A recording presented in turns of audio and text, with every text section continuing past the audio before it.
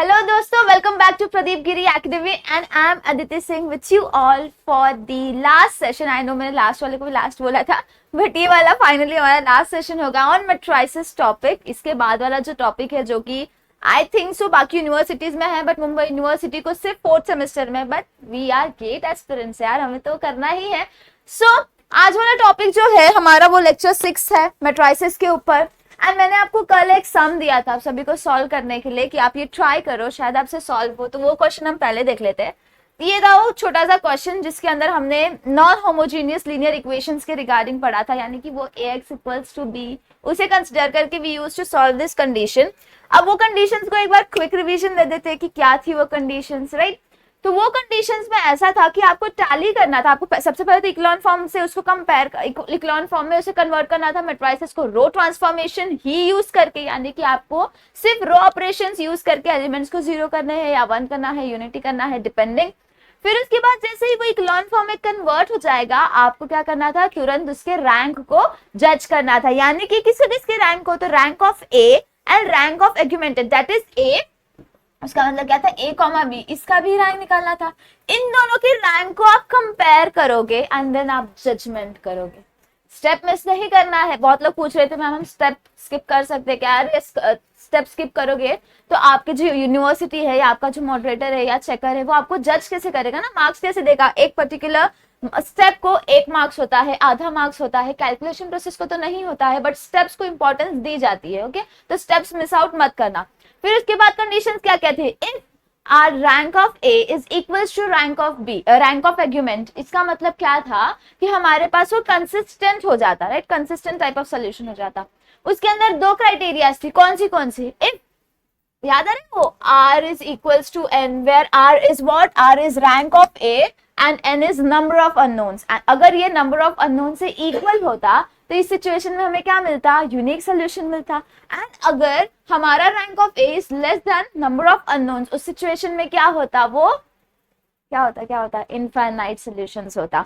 And जब वो inconsistent होता, यानी कि rank of A is not equals to augmented matrix, तो उस सिचुएशन में वो इनकंसिस्टेंट हो जाता, यानी कि हमारे पास नो सोल्यूशन बनता। ओके, अब ये वाला जो मैंने आपको क्वेश्चन दिया था टू ट्राई, इसके अंदर आपको रैंक ऑफ ए समथिंग 3 मिलेगा एंड रैंक ऑफ एग्यूमेंट जो था वो 4 मिलेगा, यानी कि हमारा जो rank of A is less than rank of A B. अब ये लेस देन था तो उस सिचुएशन में क्या था हमारा, ऑफ कोर्स नॉट इक्वल्स था या लेस देन था, तो हमें उसे इनकंसिस्टेंट बोलते हैं। एंड उसके बाद इनकंसिस्टेंट लीनियर इक्वेशन था एंड उसका जो सोल्यूशन था वो क्या था, no solution. We are not here, we can not जज द सोल्यूशन और हियर। ओके, सो अब हम हमारे आज के टॉपिक में जाते हैं। नॉन होमोजीनियस पढ़ लिया, लीनियर पढ़ लिया, अब हम जाएंगे होमोजीनियस लीनियर इक्वेशंस में क्या होता है, सम्स देखेंगे, एक ट्रायल क्वेश्चन भी देखेंगे एंड देन ये चैप्टर हम यहाँ पे कंक्लूड करेंगे। सबसे पहले होमोजीनियस लीनियर इक्वेशन का जो फॉर्म, यानी कि याद आ रहा है नॉन होमोजीनियस में क्या था, ax is equals to b, ये b क्या था हमारा, एक पर्टिकुलर कांस्टेंट वाला मैट्रिक्स था, राइट। बट यहाँ पे आप देखोगे हमारा राइट मोस्ट में 0 है, राइट मोस्ट में क्या है, 0 है। हमारा a क्या था उधर, कोएफिशिएंट मैट्रिक्स था, राइट, कोएफिशिएंट मैट्रिक्स, और x क्या था हमारा, अननोन मैट्रिक्स था, n was unknown मैट्रिक्स जो हमें निकालना होता है जिसकी वैल्यू। एंड इधर हमारा 0 क्या है, इट इज नल मैट्रिक्स कह सकते हो या फिर आप इसे कह सकते हो 0 मैट्रिक्स, यानी कि इसमें जितने भी आपके एलिमेंट्स होंगे यहाँ पे कैसे होते थे, कांस्टेंट वाले एलिमेंट्स आते थे, राइट, मतलब नॉन जीरो एलिमेंट्स आते थे। बट यहाँ पे हमारा जो 0 मैट्रिक्स है वो कैसे होगा, इक्वल्स टू के बाजू में कैसे दिखाई देगा, ऐसे, यानी कि पूरा 0 वाला हमारा दिखाई देगा। फिर अब इससे हम उसमें भी हमने सॉल्यूशंस की कंडीशंस देखी थी, इसमें भी हमें देखनी पड़ेगी, तो देखते हैं कौन सी है। अब हमारे पास ये हमारा नॉर्मल फॉर्म है, हमारा ये स्टैंडर्ड फॉर्म है ax to b equals to 0। अब आज से आपको इससे 2 सिचुएशन समझ में आ रही है कि हमारी जो अननोन मैट्रिक्स है या अननोन x है उसकी वैल्यूज 2 हो सकती है, या तो वो इक्वल्स टू 0 हो जाएगी या तो वो नॉट इक्वल्स टू 0 हो जाएगी, या तो 0 रहेगी या तो वो नॉन जीरो एलिमेंट्स रहेंगे। तो उसे हमने 2 हिस्सों में डिवाइड किया है। कैसे, अगर वो 0 है तो हमने उसे क्या कहा है, ट्राइवल सोल्यूशन कहा है, यानी कि जीरो सोल्यूशन, उसे हम क्या कहेंगे, जीरो सोल्यूशन भी कह सकते हैं। एंड अगर वो नॉट इक्वल्स टू जीरो रहेगी, यानी उसकी वैल्यू जीरो को छोड़ के कोई भी और 1 2 3 -4 -5 10 11 जो भी हो, तो उसे हम क्या कहेंगे, नॉन ट्राइवल सोल्यूशन कहेंगे। क्या कहेंगे, नॉन ट्राइवल, ट्राइवियल। फिर उसके बाद इसके अंदर भी हमें कंडीशंस देखनी है, सिर्फ इसके बेसिस पे तो हम जज नहीं कर सकते, तो हमें इसमें कौन सी कंडीशंस है, same conditions, r is equals to n, यानी कि रैंक ऑफ a को if it is equals to number of unknowns, please don't confuse in n is what, number of unknowns, आपके पास कितने अननोन्स आपको निकालने हैं, ओके। तो if rank is equals to number of unknowns, that is x1 x2 and x3 की value आपको क्या मिलेगी, 0 मिलेगी। एंड अगर वो 0 थी तो हमारे पास क्या था, वो ट्राइवियल सोल्यूशन था, राइट। तो ये हो जाएगा हमारा trivial. And if rank of A is less then number of unknowns, यानी कि हमारे पास अननोन 3 है लेकिन रैंक ऑफ ए तो हमें 2 ही मिला, इसका मतलब कि वो क्या है, नॉन ट्राइवियल सोल्यूशन हो गया। बस इसमें इतने ही कॉन्सेप्ट है, इससे ज्यादा और कुछ नहीं है, बस इतना ही आपको याद रखना है कि कब वो 0 रहेगा तो हम उसे क्या कहते हैं, ट्राइवियल कहते हैं। नॉन जीरो एलिमेंट्स होंगे तो उसे हम क्या कहेंगे, नॉन ट्राइवियल। अब सम्स देखते हैं, तो अब ये सम को सॉल्व करते हैं। तो मैंने आपको क्या कहा था, जब होमोजेनियस प्रूव करना है तो व्हाट यू नीड, आपको क्या पता है, standard form ax equals to 0, right. तो अब इसमें a क्या है, हमारा कोएफिशिएंट मैट्रिक्स है, x अननोन मैट्रिक्स है एंड 0 हमारा जीरो मैट्रिक्स है, तो 0 में तो कोई वैल्यू नहीं। अब हमें क्या निकालना पड़ेगा, ये दोनों मैट्रिक्स को लिखना पड़ेगा। If you want you can do this step, requirement नहीं है ये स्टेप की, अगर आपको चाहिए तो आप डायरेक्टली सब्स्टिट्यूट कर सकते हो यहाँ पे, बट हम थोड़ा सा लेंदी प्रोसेस भले फॉलो कर रहे हैं बट कन्वीनियंट प्रोसेस है, समझ में आना चाहिए सबको। तो हमारा ए की वैल्यू, ए मैट्रिक्स जो है उसका मतलब क्या है, कोएफिशिएंट मैट्रिक्स। कोएफिशिएंट मैट्रिक्स यहाँ पे क्या है, देखो जितने भी आपके पास एलिमेंट्स है, ये a11 है, ये जो है 1 है, फिर उसके बाद क्या है 2, फिर उसके बाद क्या है हमारे पास 3, नेक्स्ट है 2 3 and this is 1, next 4x1 यानी 4, 5x2 यानी 5, 4x3 यानी 4, नेक्स्ट क्या है हमारे पास 1 1 एंड -2, एंड हमारे पास जो x वाली हमारी अननोन मैट्रिक्स है that will be equals to x1 x2 and x3। यहाँ पे हमारे पास कितने एलिमेंट्स है, 3 अननोन एलिमेंट्स है, ओके। नेक्स्ट आगे की तरफ अब हमें सब्स्टिट्यूट करना है process, let's change the colour because वो ज्यादा कन्वीनियंट है। ax to B equals to 0, right. अब a की वैल्यू सब्स्टिट्यूट करो, पहले भी मैंने कहा टाइम सेव करना है आपको, तो you can proceed towards skipping that step, x1 x2 x3। अब भले हमारे पास अननोन 3 है बट हमारा जो ए मैट्रिक्स है वो कितना है, इसमें कितने रोज है हमारे पास, 4 रोज है, तो हमारे पास 0 भी 4 होंगे।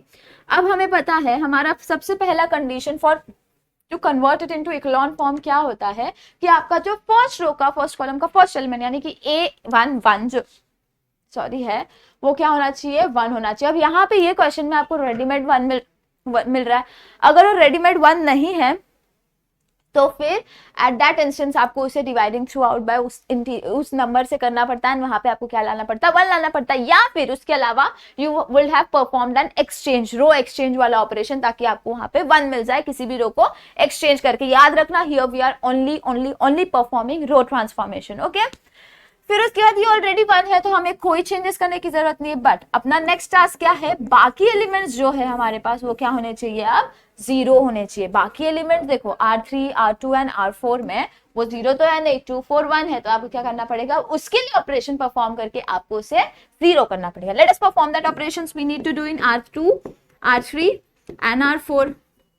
How will you perform the operation कि आपको वहां पे 0 मिले, आज आप मुझसे पहले लिखोगे, ऐसा क्या करोगे कि आपको वहां पे जीरोस मिले। लेट अस परफॉर्म, हमारे पास यहाँ पे 2 था तो -2 मल्टीप्लाई करोगे, यहाँ पे -4 करोगे एंड यहाँ पे -1, ज्यादा कुछ नहीं था क्योंकि ऑलरेडी 1 था, तो हमें ज्यादा कुछ नहीं परफॉर्म करना। क्यों, क्योंकि हमारे पास R2 क्या थी 2 -2। एक बार ना जब आप लिख चुके होगे ना ये स्टेप ऑपरेशन वाला, तो जस्ट एक बार ओरिजिनल वैल्यू सब्स्टिट्यूट करके देखना, यहाँ पे 2 था फिर 1, हमारा R1 क्या था 1, यानी कि 2 - 2 क्या होता है 0, यानी हमारा फर्स्ट ऑपरेशन करेक्ट है, वी कैन परफॉर्म इट। वैसे हमारे सारे ऑपरेशंस करेक्ट है, 1 0 0 0 हमने इसके लिए परफॉर्म किया तो वो तो वैसे 0 होना ही है। R1 हमारा स्टैंडर्ड जिसके रिस्पेक्ट में हमने किया है, तो R1 की एलिमेंट्स भी हमारी चेंज नहीं होगी। किसमें चेंजेस आने हैं, सिर्फ हमारे ये जितने एलिमेंट्स दिख रहे हैं ना आपको 1 2 3 4 5 6 इतने ही एलिमेंट्स में चेंजेस आने हैं, बाकी सारा आप एक काम करो एज इट इज कॉपी कर दो ताकि आप आराम से ऑपरेशन परफॉर्म करो, एंड घाई तो बिल्कुल नहीं करनी है। ऑपरेशंस परफॉर्म करोगे, डिजिट्स उठाने हैं हमें। सबसे पहला है 2, R2 minus 2R1। R2 eight that instance क्या है हमारे पास 3, तो 3 minus 2, R1 at that instance is 2, तो ये क्या हो जाएगा 3 minus 4 that is equals to -1। यहाँ पे क्या आएगा -1। नेक्स्ट 1 है हमारे पास, 1 माइनस 2 इंटू 3 यानी 1 minus 6 that is equals to -5, तो नेक्स्ट एलिमेंट क्या है हमारे पास -5। Same for R3, R3 minus 4R1। R3 क्या है हमारे पास 5 minus 4 of R1 at that instance is 2, यानी कि 5 minus 8 that is equals to -3। Okay, तो यहाँ पे क्या आ जाएगा हमारे पास -3 आ जाएगा। सेम नेक्स्ट क्या है 4 माइनस 4 इंटू 3 यानी 4 minus 12 that is equals to -8, तो हमारे पास यहाँ पे क्या आएगा -8 आएगा। ओके, नेक्स्ट अब ये वाला स्टेप अगर आप स्किप करोगे तो कैलकुलेशन एरर्स हो सकते हैं। If you want you can do it in calculator also, but calculator से इजी एंड अंडरस्टैंड एंड फटफट कैलकुलेशन हो जाता है ये वाले मेथड से। कैलकुलेशन में आप जब डालते हो कैलकुलेटर में तो एक एक सब्स्टिट्यूट करने में मे इट बी पॉसिबल कि कैलकुलेशन कभी आप प्लस का माइनस लिख दो, 2 का 3 लिख दो, तो उससे बेटर है कि आपको समझ में आएगा आपने फट से क्या किया है। Okay, if you want calculator भी अच्छा है यार, ऐसा नहीं है। R4 क्या है हमारे पास एंड R1 क्या है एट दैट इंस्टेंस। R4 है 1 माइनस R1 क्या है 2, तो 1 माइनस 2 इज -1। नेक्स्ट क्या है हमारे पास -2 माइनस R1 इज -3, यानी यहाँ पे क्या आएगा -5। हम आगे की तरफ बढ़ते हैं। अब हमें क्या करना था, वी न्यूड कि 1 0 0 तो कर दिया। नेक्स्ट वॉज कि हमें यहाँ पे 1 चाहिए एंड बाकी सारे एलिमेंट्स क्या होने चाहिए थे 0 होने चाहिए थे। अब यहाँ पे हमारे पास देखो -1 है, 1 नहीं है, तो आपको अगर ये -1 है इसे कैरी फॉरवर्ड करना है, इसको लेके आपको रो ऑपरेशंस करने हैं तो आप वो भी कर सकते हो। ऐसा नहीं है कि आपको उसी को 1 करना ही जरूरी है, बट वो आपके पास 2 मेथड हो जाएंगे यहाँ पे। पहला तो if you can multiply by -1, next you can divide by -1, next you can carry forward this -1 only and perform the another operation for R3 and R4। okay, तो हम दोनों वाला ट्राई करते हैं। मैं दोनों ऑपरेशंस आपको दिखाती हूँ कि आप कैसे कर सकते हो अगर -1 है तो सबसे पहले what I will prefer is I will just do R2 by -1 or multiplied by -1, whichever form you want to do। तो इससे क्या हो जाएगा 1 2 3 0 हमने डिवाइड किया है 1 से, तो उसकी जितनी भी साइन है जैसे -1 एंड -5 की, वो क्या हो जाएगी पॉजिटिव हो जाएगी, क्योंकि हमारे पास एक और नीचे माइनस वाला एलिमेंट आ गया। ओके, अब इसके बाद if you want to do operation carrying this -1 only, यही -1 लेके अगर आपको ऑपरेशन करना है, आपको किसमें करना है समझ लो। I want to do in R3, तो R3 हमारा एज इट इज आएगा। किसके रिस्पेक्ट में कर रहे हो आप, R2 के रिस्पेक्ट में कर रहे हो। R3 हमारा क्या है -3, R2 क्या है हमारा -1।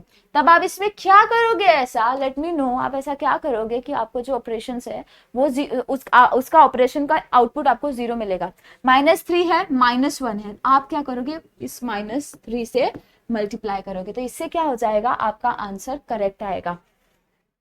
तो इसका मतलब इनडायरेक्टली हम क्या यहाँ पे परफॉर्म कर रहे हैं R3 -3R1। सब्स्टिट्यूट करो -3 R2 eight that instance is -1, तो -3 इंटू -1 इज +3, यानी -3 + 3 दैट इज इक्वल्स टू 0। यानी कि ये वाला ऑपरेशन अगर आप डायरेक्टली परफॉर्म करोगे फिर भी आपको ऑपरेशन आंसर आएगा। सेम आप ऐसे यहाँ भी कर सकते हो, R4 माइनस ऑफ R2, अगर आप R4 माइनस ऑफ R2 कर रहे हो फिर भी आपको यहाँ पे आंसर मिल जाएगा। ओके, बट मैं वो स्टेप फॉलो नहीं करती, I just go for dividing throughout by -1 या multiplying throughout by -1, and आप आगे का process follow as it is कर सकोगे। नेक्स्ट, अब इसे हमें 0 करना है, किसे करना है R3 में चेंजेस करने हैं, R4 में चेंजेस करना है। ऐसा क्या करोगे जल्दी R2 एंड R2, तो यहाँ पे हमें क्या करना पड़ेगा, will just do is -3 and -1 करने की जरूरत नहीं है। सो यहाँ पे क्या आएगा, हमारा R3 की वैल्यू क्या थी -3 and R2 eight that instance was, गलती हो गई, ऐड करना पड़ेगा ना हमें यहाँ पे, क्योंकि इट्स लाइक हमारे पास R3 क्या था -3 +3, R2 क्या था 1, तो यहाँ पे at that instances -3 +3R1 +3R2 and दूसरा अगर आप ऑपरेशन कर रहे हो तो वहां पे सब्ट्रैक्शन आता है, यहाँ पे क्या आएगा, एडिशन आएगा. So what you will do is R3 + 3R2, next is R4 + R2. ये वाला भी करके देखते हैं एक बार. -1 होता है यार, मुझसे भी गलती हो सकती है. 1, ये तो 0 आना है, हो गया. नेक्स्ट चलो R3 वाला परफॉर्म करो, तो this will be just like 1 0 0 0. इसे हमने कन्वर्ट कर दिया था, ये एज इट इज रहना है. फिर यहाँ पे हमें 1, ये भी एज इट इज है. इन दोनों को हमने 0 किया है तो वो तो 0 आने ही है. मतलब हमारे कहाँ चेंजेस आएंगे, ये दो एलिमेंट्स में चेंजेस आने वाले, बाकी सारा पार्ट क्या रहेगा, एज इट इज रहेगा. Just carry that same. अब नेक्स्ट है, हमें परफॉर्म करना है R3 + 3R2. R3 eight that instance is -8 + 3. R2 क्या है हमारे पास एट दैट इंस्टेंस 5, यानी -8 + 15 यानी कि 7. हमारे पास क्या आ गया, 7 आ गया. तो हम यहाँ पे क्या लिखेंगे, 7. फिर नेक्स्ट एलिमेंट क्या है हमारे पास R4 के लिए, -5 प्लस एट दैट इंस्टेंस हमारा R2 क्या है 5, यानी ये क्या हो गया यार, -5 + 5 इज 0, 0 हो गया. अब यहाँ पे देखो, जब आप ध्यान से देखोगे तो ये इक्लॉन फॉर्म में कन्वर्ट हो चुका है. पूछोगे कैसे, तो ये देखो बॉटम मोस्ट आपका जो रो होता है इक्लॉन फॉर्म में वो क्या होता है, 0 होता है. तो हमें यहाँ पे bottom most element, bottom most जो रो है वो तो 0 मिल गया. अब आपको इससे कंक्लूड करना है, धीरे धीरे कंक्लूड कैसे करोगे. सबसे पहले आपको उन्होंने क्या कहा है, रैंक ऑफ ए निकालो. अब मुझे आप बताओ, इक्लॉन फॉर्म में अगर रैंक निकालना है तो क्या होता है, it is equals to number of non zero rows, यानी कि नॉन जीरो रोज आप में कितने, आपके क्वेश्चन में कितने हैं, आपने जो आउटपुट निकाला इसके अंदर नॉन जीरो रोज कितने हैं, 3 है. अब पूछोगे क्यों, तो ये एलिमेंट, ये वाला जो बॉटम मोस्ट रो है वो कंप्लीटली 0 है, तो उसे तो हम एलिमिनेट कर रहे हैं. और इसके बाद यहाँ पे सिर्फ 2 है, बाकी एक एलिमेंट तो 7 है ही हमारे पास, तो हमारे पास नॉन जीरो रोज कितने हो गए, 3 हो गए. अब मुझे बताओ नंबर ऑफ अननोन्स कितने हैं हमारे पास, नंबर ऑफ अननोन्स, क्योंकि हम यहाँ पे किससे कंपेयर करते हैं, RNN से, तो हमारा n क्या होता है, नंबर ऑफ अननोन्स, वो कितने हैं हमारे पास, 3 नंबर ऑफ अननोन्स है.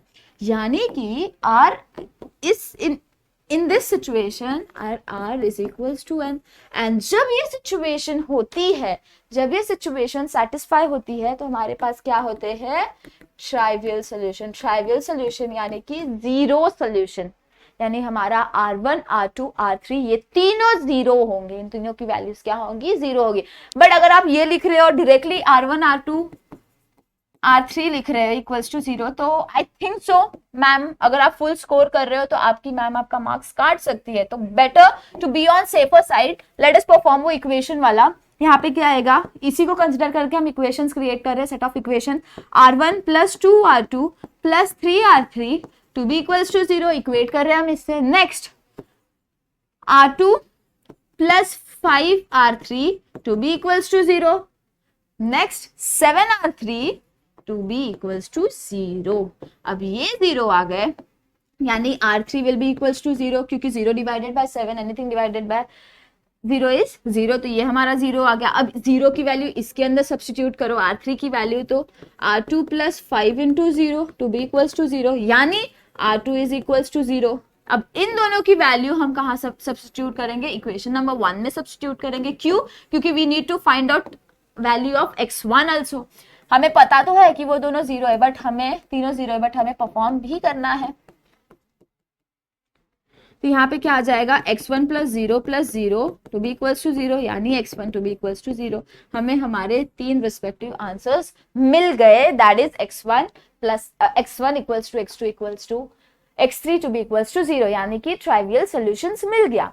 अब यहाँ पे एक छोटा सा ट्रिक बताती हूँ. वो ट्रिक क्या है, अगर आप कंफ्यूज हो रहे हो, मुझे बच्चों ने ये भी कहा कि मैम हम कैसे पता करें कि हमारा जो आंसर है वो करेक्ट आया है, तो इस सिचुएशन में जैसे आप इक्वेशंस, जैसे आप कभी कभी इक्वेशन सॉल्व करते थे, अलजेब्रिक इक्वेशन सॉल्व करते थे, फिर आपको रूट्स मिल जाते थे, जैसे क्वाड्रेटिक इक्वेशन आप सॉल्व कर रहे हो, आपको रूट्स मिल जाते थे, एक्स की वैल्यूज मिल जाती थी, तो आप क्या करते थे, वापस से उसे अपने ओरिजिनल इक्वेशन जो था उसमें सब्स्टिट्यूट करते थे. तो यहाँ भी आप ऐसे ही कर सकते हो.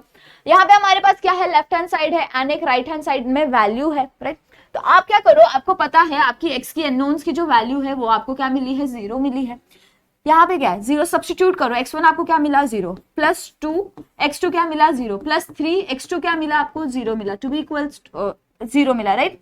फिर अब इसके बाद आप क्या करोगे, ये हमारा लेफ्ट हैंड साइड था, ये this is 0 plus 0 plus 0 is 0, that is equals to right hand side, यानी कि हमने जो आंसर निकाला है वो हमारे राइट हैंड साइड से कंपेयर होके करेक्ट आ रहा है। वैसे ही आप नॉन होमोजेनियस वाला जो हमने किया था उसके अंदर भी आप सेम प्रोसेस फॉलो कर सकोगे, आप इक्वेशन को टैली करके अपने आंसर्स को कंपेयर करोगे, एंड अगर आपका answer left hand side is equals to right hand side के फॉर्म में आ रहा है, यानी कि आपने जो सॉल्व किया है वो करेक्ट है, एंड अगर वो नहीं आ रहा है यानी कि आपने कुछ तो मिस्टेक की है। ये हमारा सम यहीं पे खत्म होता है, आपको लिखना पड़ेगा लास्ट में thus the given set of equations has trivial solution and the values are 0।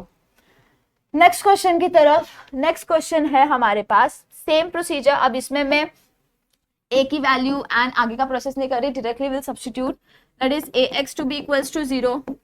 a की वैल्यू क्या है, डायरेक्ट सब्स्टिट्यूशन वाला टाइप कर रही हूँ, 1 1 2 1 1 2, नेक्स्ट क्या है 1 2 3, नेक्स्ट क्या है 1 3 4, नेक्स्ट 3 4 एंड 7।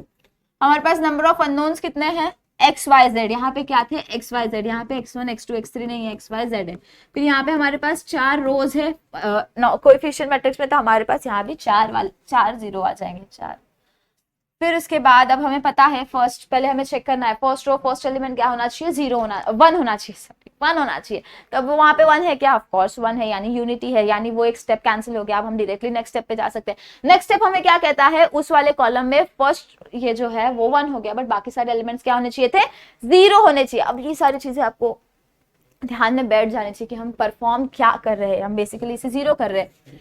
तो R2 माइनस R1, अब मैं डायरेक्ट लिख रही हूँ, I am not doing any extra steps.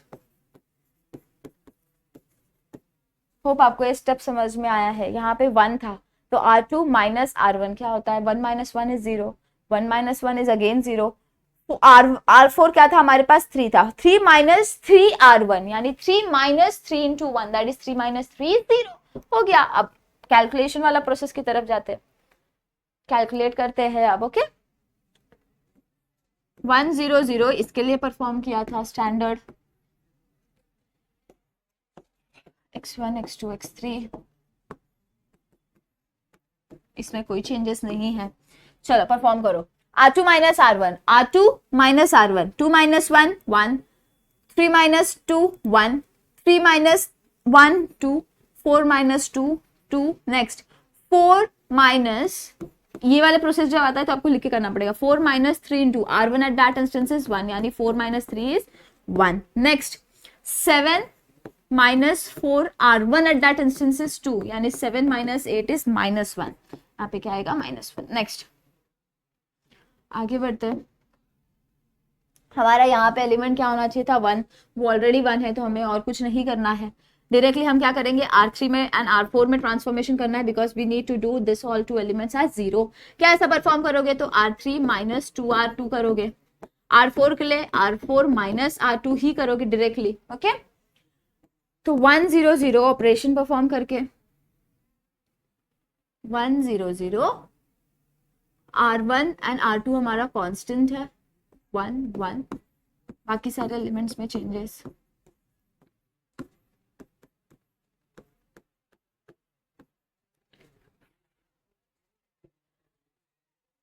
अब आपने इसके लिए ही परफॉर्म किया है तो ये तो हमारे पास 0 होने ही है। नेक्स्ट क्या है हमारे पास 2 माइनस 2 यानी R3 क्या था 2 minus 2 into R1 at that distance was 1, तो ये क्या हो जाएगा 2 minus 2 that is equal to 0, यहाँ भी 0 आ गया, वाह सब इजी हो गया। -1 माइनस ऑफ R2 क्या है 1, -1 minus of R2 eight that instance was -1, तो ये क्या हो जाएगा हमारे पास -2। अब यहाँ पे मैंने एक छोटी सी मिस्टेक की थी, मुझे बताती हूँ आपको क्या। यहाँ पे देखो 3 था, राइट, रेड पेन से करती हूँ ताकि आपको भी समझ में आए कि गलती कैसे होती है। यहाँ पे हमारे पास ओके यहाँ पे हमारे पास 3 था, बट घाई घाई में उठाते समय हमने यहाँ पे क्या उठाया 4 उठाया, तो इसके लिए बहुत थोड़ा सा दिमाग प्लेस पे रख के, छोटी सी मिस्टेक, 3 के जगह पे 4 लिख के हमने हमारे आंसर को नेगेटिव में ला दिया, -1 आ गया, जबकि वो गलत था। तो उसकी वजह से मेरा रैंक चेंज हो रहा था। I am so sorry for that. यहाँ पे हमारा R4 क्या है, 7 है। R4 क्या है हमारे पास, 7 -3। R1 एट दैट इंस्टेंस हमारा क्या था, 2 था।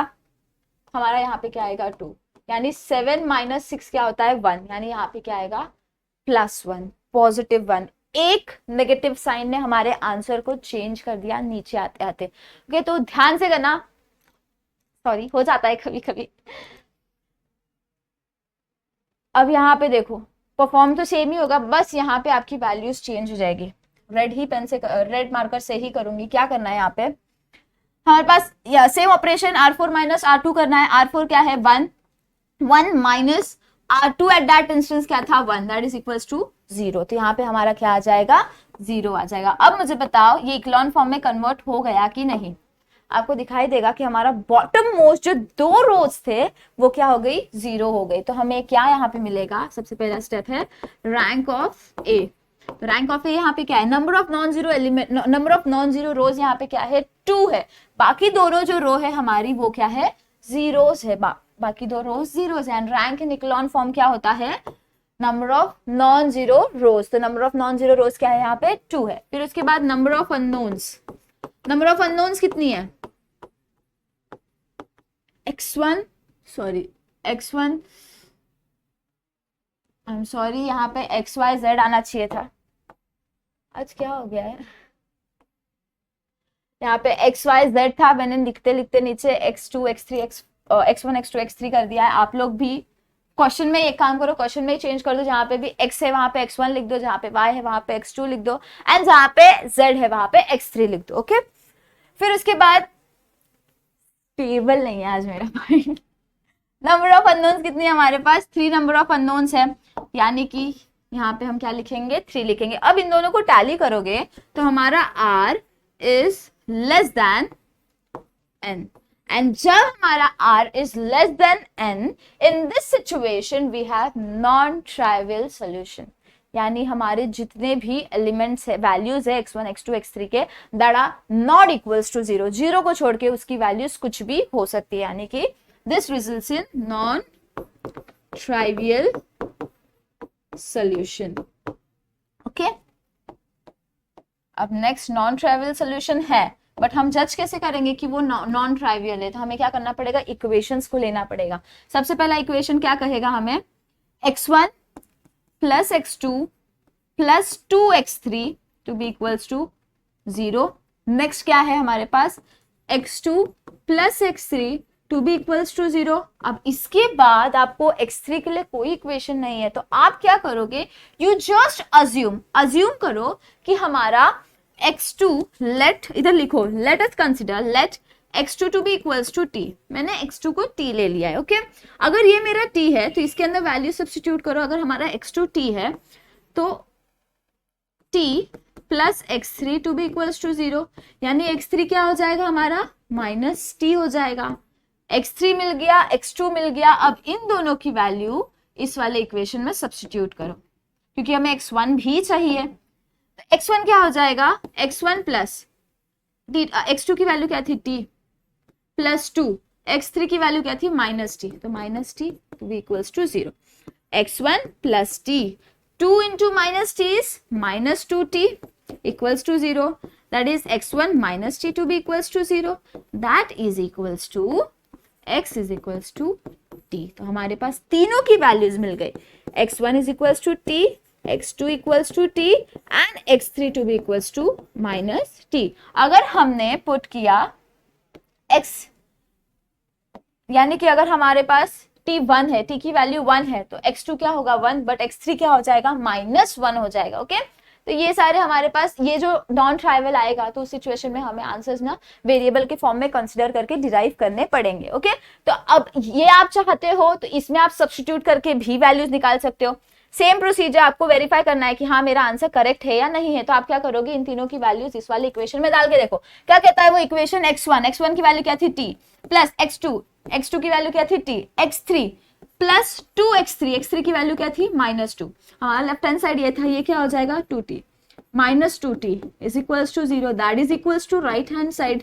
प्रूफ हो गया ना, यानी कि हमारा जो रिक्वायर्ड आंसर है, जो हमने डिराइव किया है, वो क्या है, करेक्ट है। बट आपको इसे क्या लिखना पड़ेगा, जो सेंटेंस फॉर्म में लिखना पड़ेगा। ये सम यहीं तक था, 5 मार्क का था आई थिंक। सो ये वाला जो सम है, ये वाला सम आप सब ट्राई करोगे घर पे, जो हमने अभी जस्ट किया ना ट्राइवल एंड नॉन ट्राइवल वाला, ये सेम सम है। आप जब इसे सॉल्व करोगे, आपको क्या करना पड़ेगा, यहाँ पे आपके पास 4 वेरिएबल्स है, R1 R2 R3 R4 4 variables है, बट आपके पास रोज कितने हैं, 3 रोज आपको क्रिएट हो जाएंगे, यानी कि ax इक्वल्स टू 0 इस फॉर्म में आपको लिखना है इसे। एंड देन इसके बाद आप इसे जब सॉल्व करते जाओगे आगे आगे, you will come at an instance where आप, जहां आपका rank of a is less than n, and जब इस सिचुएशन में आप पहुंचोगे तो आपको पता चलेगा कि वो नॉन ट्राइवल होता है। जब ये कंडीशन हमारी सेटिस्फाई हो जाती है तो हमारा आंसर क्या होता है, नॉन ट्राइवल सोल्यूशन होता है। एंड नॉन ट्राइवल सोल्यूशन के बाद आपको क्या करना पड़ेगा, वहां पे वेरिएबल सब्स्टिट्यूट करनी पड़ेगी एक, यानी कि कोई भी एक वेरिएबल ले लो, t ले लो, s ले लो, x ले लो, p ले लो, कुछ भी ये कंसिडर करके x1 x2 x3 and x4 की वैल्यू निकालो। एंड क्रॉस चेक करने के लिए एक मेथड बताया मैंने, क्या करोगे आप, जो इनिशियल फर्स्ट वाला आपका जो स्टेप था, लीनियर इक्वेशन फॉर्म हुआ था, उसके अंदर सब्स्टिट्यूट कर दो। एंड अगर आपको आंसर आपका इक्वल्स टू 0 आ रहा है, यानी कि आपका आंसर करेक्ट है। एंड अगर नहीं आ रहा होगा तो यानी आपके आंसर में थोड़ा सा कहीं तो मिस्टेक है। ओके, सो होप आपने पूरा सेशन को एंजॉय किया होगा। Thank you so much. थोड़ी इसमें प्रॉब्लम्स हुए बट लेक्चर्स के ड्यूरेशन में, थैंक यू सो मच कि आपने बेयर किया इस चीज को। एंड ये सम आप ट्राई करो, हो रहा है तो, नहीं हो रहा है तो आई विल ट्राई कि आपको ये सम रिवीजन सेशन में तो ऑफ कोर्स मैंने कहा है कि मिल जाएगा। Okay, thank you so much for attending. अब हम नेक्स्ट टॉपिक की तरफ शिफ्ट होंगे। Do like, share, subscribe Pradeep Giri academy, because we need to move ahead and ahead. Thank you so much. ऐसे ही प्यार दिखाते रहना, comment down below. Bye bye, see you soon.